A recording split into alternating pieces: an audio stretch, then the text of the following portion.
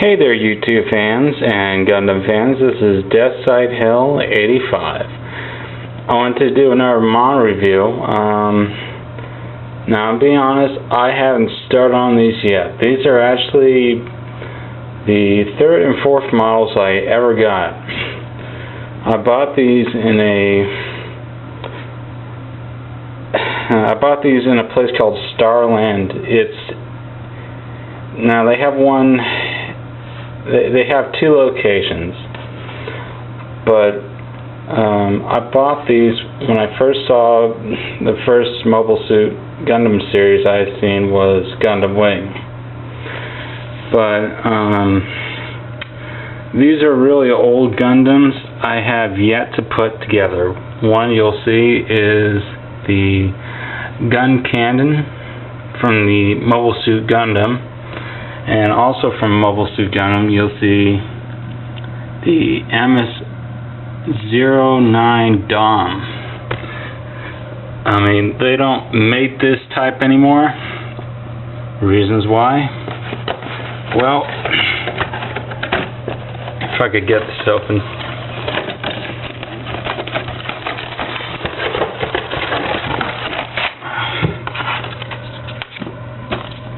Here's the instruction manual.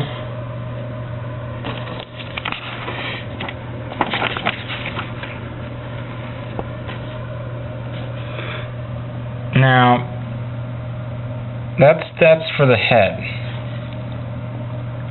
You see that little arrow? Well, it requires glue.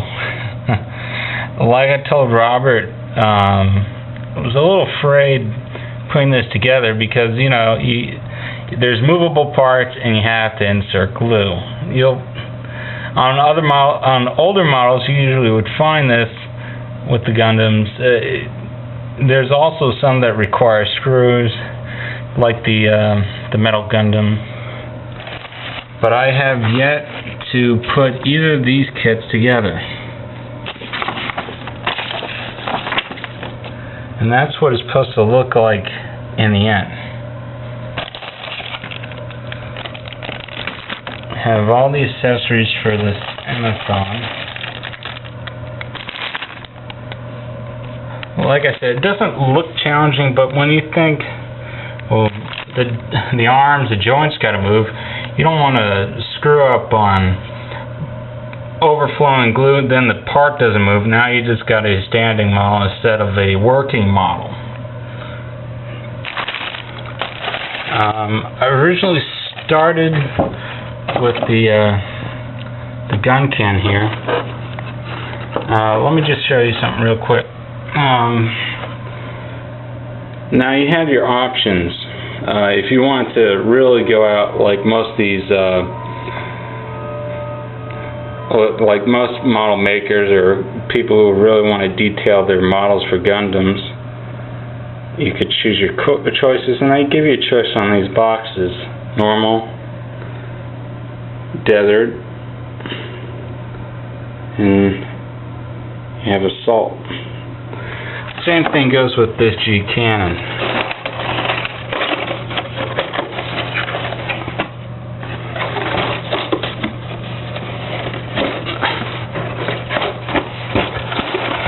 Sorry there. Now, like I said before, I started on this one, but I haven't done it.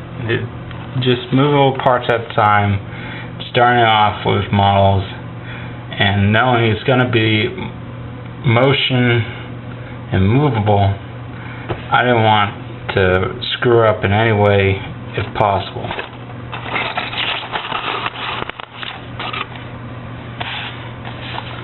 There's the GUNCANNON. It also comes with a little core fiber there.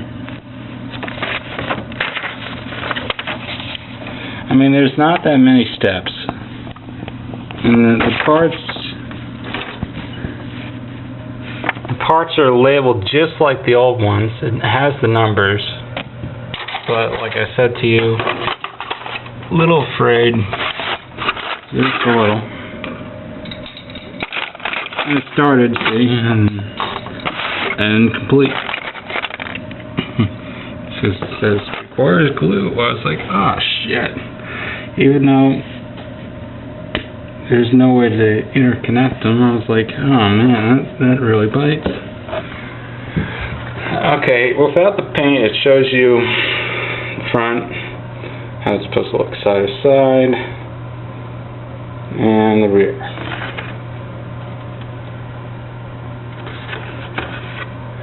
And there's the normal.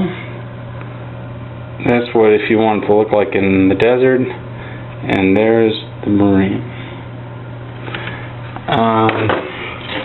What I would advise before getting older kits, please read it. It saves you lots of trouble. If they even have it anymore, you know, older kits, stuff from like 80s, maybe this looks like the very beginning. It looks like the 70s, late 70s. So I know it's in Japanese. If you can read Japanese, not usually. They still have diagrams that tell you point glue and stuff like that. But if you just like the snap, just get the snap stuff. I mean, these aren't master grade. These are originals. I mean, there's your head. It's not as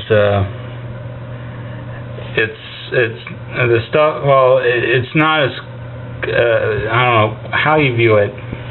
Whether you like the high grade, which is not complicated, it's all snapped together. These are glue, and you have to wait and you make sure they all hold, and make sure there's no seams within the joints, and it looks horrible. So be careful what you get.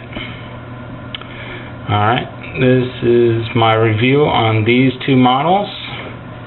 Like I said again, the GUNCANNON and the MS-DOM. Maybe when I'm done with my other kit, which I have is the Justice from Gundam Seed, I'll review these two when I'm done. A full review, tell you how difficult it was, or if it wasn't difficult, maybe I was just making a bad habit out of it. Okay? This Death Side Hell saying goodbye.